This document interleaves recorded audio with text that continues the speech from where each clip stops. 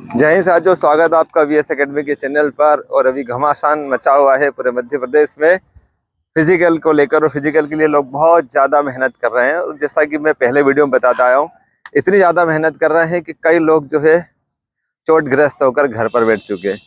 तो दोस्तों, मैं बताना चाहूँगा कि जितने भी लोग तैयारी कर रहे हैं सभी लोगों को चोटग्रस्त होना कॉमन बात है। जो भी एक आपने एक शेर सुना होगा, गिरते हैं से सवारी मैदान जंग में, वो कमबख्त क्या गिरेंगे जो चलते हैं घुटनों के बल। मतलब कि जो मेहनत करता है, जो कोशिश करेगा, उसको भी उसी को चोट लगेगी। तो आप लोग, यदि आपको चोट लग रही है तो कोई बड़ी बात नहीं है, चोट सभी को लगती है, पर डेंजरस नहीं होना चाहिए। आपको थोड़ा समझना ही पड़ेगा कि जो चोट लग रही है कहीं खतरनाक तो नहीं है, या हमारे ओवरलोड ओवर वर्कआउट से तो नहीं लग रही है, या असुरक्षा के साथ हम लोग सही अपनी सुरक्षा का ख्याल नहीं रख रहे हैं, बॉडी को ज़्यादा टॉर्चर कर रहे हैं। कहीं हमारा टॉर्चर करने का वजह तो नहीं है कि ज़्यादा टॉर्चर कर रहे हैं बॉडी को। आप समझ लें, अपने बॉडी को समझ लें, अपने आप को समझ लें, और आपकी कैपेसिटी को समझ लें। आप ये मान के चलें कि जितने भी लोग दौड़ लगा रहे हैं, यदि वो चोटिल नहीं हुए हैं, यदि उनको घुटनों में पेन नहीं आया है, कि लिगामेंट में कोई खिंचाव नहीं आया है, एंकल में सूजन नहीं आई है, उनकी एडी में सूजन नहीं आई है, कमर में जर्क नहीं लगाया, उनकी ग्रोइंग मसल्स नहीं खींची है, तो उनकी सीन मसल्स जरूर दुख रही है। मतलब कि मैंने जितने भी आपको बताया, नी पेन, एंकल पेन, उनका ग्रोइंग मसल्स का खींचना, कमर में दर्द होना, यदि ये कुछ नहीं हुआ है तो कम से नहीं तो सीन में पेन तो हुआ ही हुआ है। हर व्यक्ति कहीं ना कहीं किसी न किसी पेन से जूझ रहा है, तकलीफ से जूझ रहा है। उसकी वजह या तो उनका शारीरिक वीक होना है, या वर्कआउट का अधिक कर लेना है।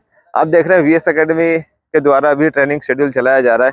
हमारे यहाँ भी स्टूडेंट जो है, बहुत सारे स्टूडेंट उसके इन दर्द से गुजर रहे हैं। किसी को नी में पेन हो रहा है, लेकिन कम बैक भी जल्दी कर रहे हैं। उनको प्रॉपर हम समझ चुके हैं कि इनकी कैपेसिटी नहीं है, तो हम कोशिश करते हैं कैपेसिटी के अकॉर्डिंग कराने की। लेकिन फिर भी कभी कभी किसी स्टूडेंट को यदि किसी वजह से नी में पेन आ जाता है, हम प्रॉपर रेस्ट देते हैं, उसकी एक्सरसाइज कराते हैं, जल्दी से कम बैक करा लेते हैं। और जैसा मैंने कहा है, सब लोगों को अपनी सुरक्षा के लिए आपको नी कैप का इस्तेमाल करना चाहिए। आप नी कैप पहनेंगे तो बहुत सुरक्षित रहेंगे। हमारे यहाँ के ज़्यादातर बच्चे, जिन लोगों को हमें लगता है इनके नीज वीक है, ताकत कम है इनकी थाइज में, उनको नी हम पहनवा रहे हैं। आप लोग सीन पैड का इस्तेमाल भी कर सकते हैं। सीन पैड भी पहनेंगे तो आपको जो है सीन जो स्प्लिंट हो रही है उसका कम एहसास होगा। ये ट्रेनिंग सेंटर है हमारे यहाँ का। अलग अलग जगह पर देखेंगे, इधर शॉर्ट पुट अलग, इधर भी शॉर्ट पुट, इधर ये एक्सरसाइज का पूरा शेड्यूल चल रहा है। यहाँ देखेंगे आप, ये लॉन्ग जंप के और शॉर्ट पुट के हिसाब से एक्सप्लोसिव एक्सरसाइज के लिए प्लायोमेट्रिक एक्सरसाइज का एक सेट चल रहा है। हार्डर्स की हाइट अलग अलग हिसाब से। आप देखें, गर्ल्स से बहुत लैंडिंग। जब आप दौड़ के आते हैं, आप एक प्रॉपर एंगल पे टेक ऑफ लगाएंगे। इस टेक ऑफ से आपकी जो फ्लाइट पोजीशन आनी है, आपका नीज अप होना है, जमीन से आपकी हाइट बढ़नी है, उसके लिए बेसिक टेक्निक एक्सरसाइज है। इसका जो रहता है, इसका इम्पैक्ट, इसका प्रभाव, जब बच्चे लॉन्ग जंप करने के लिए डायरेक्टली लॉन्ग जंप गड्ढे पर जाते हैं, वहाँ 20-25 मीटर दूर फुल लेंथ से अपना रनवे लेते हैं, टेक ऑफ मारते हैं, जो लैंड करते हैं, ऑटोमेटिकली उनकी जंप बहुत अच्छी उठती है। डायरेक्टली बहुत ज़्यादा जंप करने से आपकी जो लॉन्ग जंप नहीं बढ़ेगी। लॉन्ग जंप के लिए ड्रिल्स एक्सरसाइज वगैरह होती है, जिससे टेक्निकल होती है कि कैसे आप करेंगे और कैसे आपकी ऑटोमेटिकली जंप बढ़ेगी। ये एक्सरसाइज है। आप देखिए, एक बॉक्स लगा है, बॉक्स के जस्ट आगे एक हार्डस लगी हुई है। हार्डस हमने रबर की लगाई है, ताकि यदि टकरा जाए कोई तो उससे उसको चोट ना लगे, ना ही वो गिरे। ऐसा करने से क्या होगा, इनको नेचुरली हाइट पकड़ने की आदत हो जाएगी। टेक ऑफ लगेगा इनका 90 डिग्री की ज़्यादा ऊंचाई से जब टेक ऑफ लगाएंगे, ये जैसे देख लड़की का अभी टकराया पैर, तो कुछ भी नहीं हुआ, ना ये गिरी है, ना इसको चोट लगी है। तो ये एक रबर का हमने हार्डल लगाया है। इससे क्या होगा, जब भी टेक ऑफ लेंगे, इनको हाइट पकड़ने की नेचुरल आदत हो जाएगी। जब फुल लेंथ पे जाएंगे लॉन्ग जंप के रनवे पे, पूरी ताकत से दौड़ेंगे और टेक ऑफ लगाएंगे, ऑटोमेटिकली इनके पैरों में इतना एक्सप्रेसिव स्ट्रेंथ आ जाएगा, बॉडी का ऐसा अलाइनमेंट आ जाएगा कि ये एयर में, हवा में हाइट पे जा पाएंगे और लेंथ को बढ़ा पाएंगे।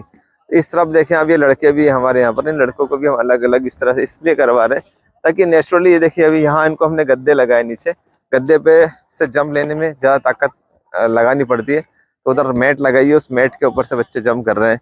इधर भी मैट है मोटी मोटी। तो बहुत सुरक्षा का ख्याल रखते हुए इनको नेचुरली हम जंप डेवलप करा रहे हैं। अभी फुल लेंथ से जंप हमने इनकी शुरू कर दी है, 5-7 दिन से फुल लेंथ से जंप भी करा रहे हैं। लेकिन सिर्फ लॉन्ग जंप के गड्ढे में सिर्फ 5 जंप ही करने के लिए देते हैं इनको, और बाकी टेक्निकल वर्कआउट पे हम ध्यान दे रहे हैं ताकि इनकी टेक्निक डेवलप हो। ये यहाँ देखिए, एक शॉर्ट पुट का हमारा एक सर्कल इस तरफ चल रहा है, यहाँ पर शॉर्टपुट का सर्कल है। यहाँ पर जो है ये लड़के इस तरफ शॉर्ट थ्रो कर रहे हैं, और उस तरफ चलेंगे अपन तो वहाँ पर लड़कियां हैं जो गर्ल्स से यहाँ पर थ्रो कर रही हैं।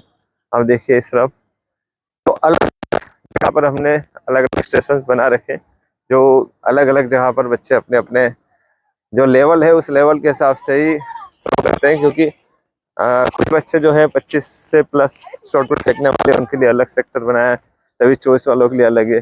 जो लर्निंग स्टेज पे जो बिल्कुल सीख रहे हैं उनके लिए अलग हमने शॉर्टपुट का सर्कल बनाया है। ये गर्ल्स का कॉमन सर्कल है, तो ये लड़कियां हमारे यहाँ की, और ये लोग स्टैंडिंग थ्रो कर रहे थे, अभी तक स्टैंडिंग थ्रो करा रहे थे। अभी इन लोगों को हमने जो कुछ टेक्निक्स अलग अलग दिखाई, जैसे लड़की आपको दिख रही है, एक ग्लाइड की प्रारंभिक स्टेज है, आराम से 16-17 फीट गोला फेंक देती है। ये जो बेसिक होता है स्टांस के बाद में एक स्टेप लेके फेंकने का, अभी इनको चालू करवाया है।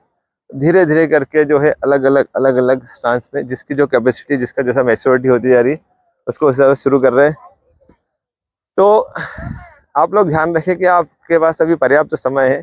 जितने भी लोग भी अभी चोट ग्रस्त होने के बाद में अभी रेस्ट में हैं या इलाज करा रहे हैं, तो नर्वस ना हो, सभी लोग वापस से कम बैक करेंगे, क्योंकि जहाँ तक मैं समझता हूँ बहुत ज़्यादा लोगों को गंभीर चोटें नहीं लगी है।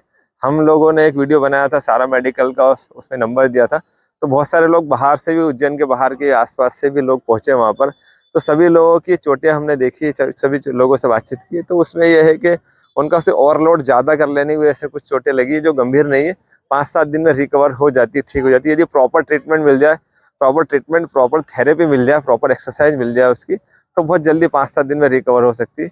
सिर्फ डेंजरस इंजरी वाला हमें नहीं मिला अभी तक, जिसका लिगामेंट टूट गया हो या उसका कोई स्क्रैचेस वगैरह आ गए हो, हड्डी टूट गई हो। तो अभी आप घबराएं ना, आप लोग इतना ज़्यादा इंटेंसिटी पे इतना खतरनाक वर्कआउट करने लायक भी नहीं बने कि आपकी हड्डी टूट जाएगी या लिगामेंट टूट जाएगा। एक आध एक केस हो सकता है ऐसा हो गया होगा कहीं ना कहीं, जिससे कि किसी एमपी में कहीं के बच्चा बहुत ही ज़्यादा असुरक्षित तरीके से कूद गया होगा, लंबी कूद में कुछ कर गया होगा, तो उसको ही टूट फूट हुई होगी। बाकी अभी जो भी टूट फूट आप लोगों को चल रही है, ये हाई इंटेंसिटी से वर्कआउट करने की आपकी कैपेसिटी होती नहीं है, तो बहुत हाई इंटेंसिटी से वर्कआउट नहीं कर रहे हैं तो बहुत ज़्यादा खतरा भी नहीं है आपको। बस आप लोगों की मसल्स वीक है, आपकी कैपेसिटी नहीं है वर्कआउट को झेलने की। तो जो चोटें हो रही है वो एड़ी में चोटें लग रही है, आपकी घुटनों में दर्द हो रहा है, सीन में दर्द हो रहा है, तो ये डेंजरस नहीं होता है जहाँ तक मैं समझता हूँ।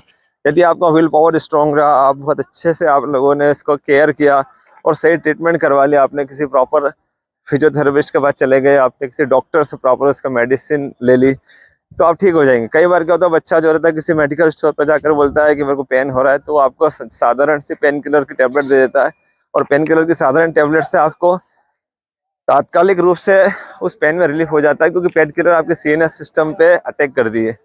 पेन किलर आपके सीएनएस सिस्टम पे अटैक करके जो है आपको पेन को का एहसास बंद कराती है, कि आपको पेन का एहसास नहीं होता है, लेकिन जो जख्म है, जो इंजुरी है, वो अपनी जगह पर रहती है।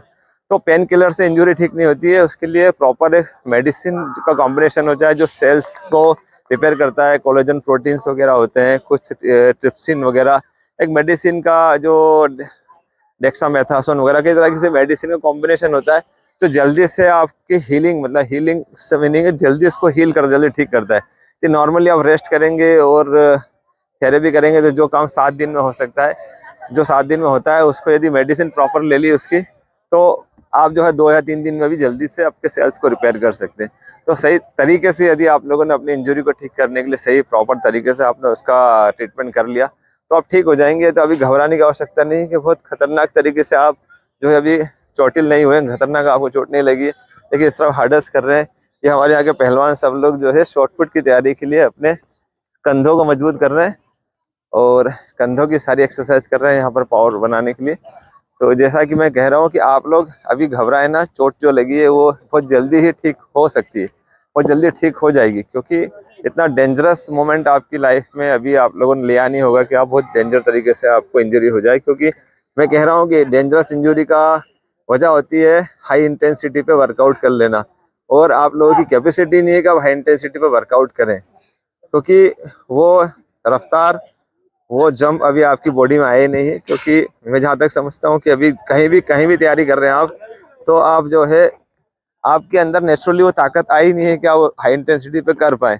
तो जो चोट है, आपको जो चोटें लगी वो नॉर्मल चोटें हैं, कॉमन चोटें हैं, बिल्कुल नॉर्मल है। बिल्कुल ना घबराएं आप लोग। यदि आपको कहीं भी चोट लगी है तो मैंने कहा बहुत जल्दी ठीक भी हो जाएंगे, 5-7 दिन लगेंगे आपको, फिर आप ठीक हो जाएंगे। अपना विल पावर स्ट्रांग रखें, अपने इच्छा शक्ति को बहुत मजबूत रखें। आप घबराए ना, नेगेटिविटी में ना जाएं। आप ये ना सोचा कि मैं नहीं कर सकता हूँ। आप लोग फिर से कम बैक करेंगे 5-7 दिन, मेरे ख्याल में 5 से 7 दिन आप तो ध्यान रखें। इस 5-7 दिन में आपको अपनी केयर करना है, प्रॉपर मेडिसिन लेना है इसको ठीक करने के लिए, जल्दी हील हो जाए। थेरेपी करना है, जो आइस थेरेपी वगैरह आपको पता हो या आप मेरे चैनल पे देख रखी हो, प्रॉपर थेरेपी करें और प्रॉपर वर्कआउट करें। और यदि चोट लग गई तो थोड़ा रेस्ट कर लें। बहुत ज़्यादा हाई इंटेंसिटी वर्कआउट आप लोगों का नहीं हुआ तो इसलिए घबराने वाली चोटें नहीं है, आपको डेंजरस चोटें नहीं है। तो आप लोग एक बार दोबारा, यदि आपको ऐसा लगता है तो सारा मेडिकल जो है, सारा मेडिकल के लिए मैंने एक वीडियो बनाया, उनका नंबर भी है, तो सारा मेडिकल वाले सर को कॉल लगा लें और उनसे एक बार मिल के आ जाएँ। आपको प्रॉपर मेडिसिन ऐसी देंगे जिससे आपकी हीलिंग जल्दी हो जाए, जल्दी ठीक हो जाएंगे। और सारा मेडिकल वाले सर का नंबर जो है स्क्रीन पे आपको दिखेगा, उस स्क्रीन पे जो नंबर दिख रहा है उसी पे आप कॉल लगा लें, तो आप जल्दी से ठीक हो जाएंगे। मिलते हैं आपको और अधिक जानकारी के लिए नेक्स्ट वीडियो में। जय हिंद, जय भारत।